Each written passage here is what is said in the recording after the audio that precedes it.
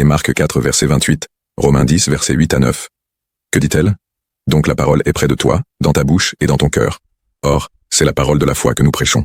Si tu confesses de ta bouche le Seigneur Jésus, et si tu crois dans ton cœur que Dieu l'a ressuscité des morts, tu seras sauvé. Marc 4 verset 28. La terre produit d'elle-même d'abord l'herbe, puis l'épi, puis le grain tout formé dans l'épi.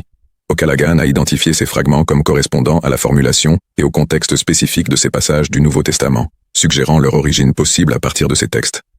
La méthode d'O'Callaghan impliquait une comparaison détaillée des fragments de Qumran avec un ensemble complet de textes anciens. Il s'est concentré sur la correspondance des séquences de lettres, de l'espacement et du contexte pour identifier les sources les plus probables de ces fragments. Son analyse a conclu que ces séquences correspondaient uniquement aux passages du Nouveau Testament. Mais ces conclusions ont été critiquées. Certains chercheurs soutiennent que les fragments sont trop petits et incomplets pour permettre des identifications définitives, ce qui suggère que d'autres textes non découverts pourraient potentiellement partager ces séquences.